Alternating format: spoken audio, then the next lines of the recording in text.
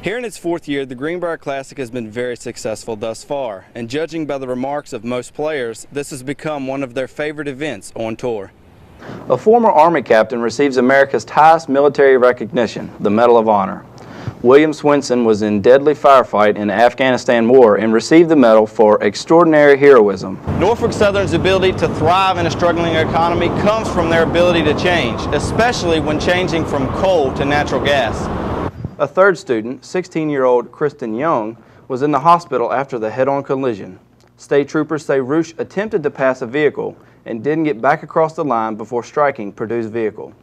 Cornhole is commonly played at tailgating events and at bars across the United States, but it can be played by anyone of all ages, young or old.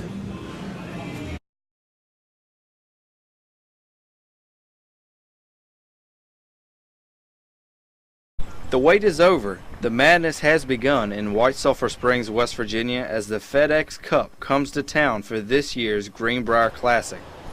Some familiar big names return for this year's event, like Phil Mickelson and previous event winner Stuart Appleby.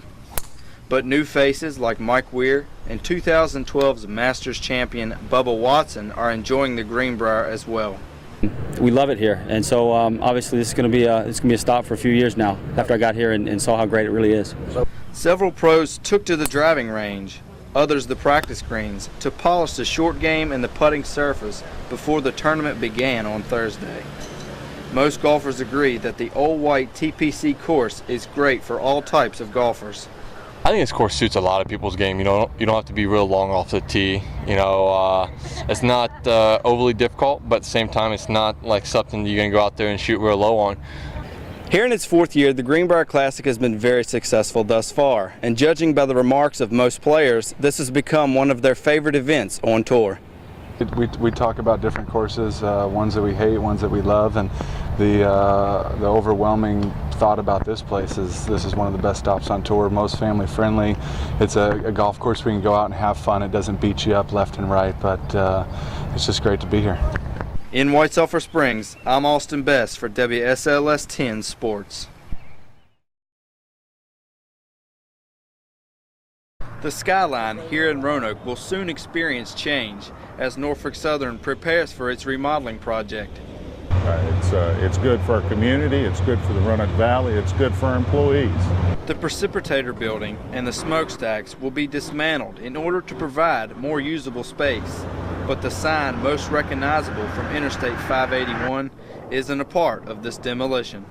Once the demolition of the precipitator building is complete, it will be reinstalled on the remaining portion of the powerhouse at about the same elevation that it is today. In addition to this demo, I'm told a new employee footbridge will be assembled over the tracks. Aside from easier accessibility and a cover from the elements, employee safety enhancement is a key factor with the building of this bridge. All of these changes result from the company's growth. We have experienced growth and expansion in the last 4 years. This is a positive. It improves our contribution to Norfolk Southern. Norfolk Southern's ability to thrive in a struggling economy comes from their ability to change, especially when changing from coal to natural gas. And it's good for our economy, it's good for our business, it's good for our community, and it reduces our carbon footprint, so we have environmental improvements in place as well. We're continually looking to improve our contribution, thus making us a viable commodity to our corporation. In Roanoke, I'm Austin Bess for WSLS 10 News. Bedford County Fire and Rescue Departments will be receiving money for new equipment. A total of $80,000 was given to Fire and Rescue to upgrade their fire protective gear. There were several fire and rescue items on the agenda. The first one was for the purchase of personal protective equipment, which is bunker gear or firefighting gear, which is the protective envelope that a firefighter wears. A turnout coat will cost close to $1,300 and turnout pants cost around $889. A full protective suit would cost a little over $11,000. So why are they investing in new gear? The heat and the environment that you're working in a fire, you touch your hand on the stove or on a fireplace and you have to pull your hand back because the exposed skin burns. This protective envelope allows us to get deeper into a fire, to one, put the fire out at times, or more importantly, make a rescue and make a save of a human being. The money will be used to buy 36 new sets of coats and pants, and Bedford County could see this equipment in the next 40 days.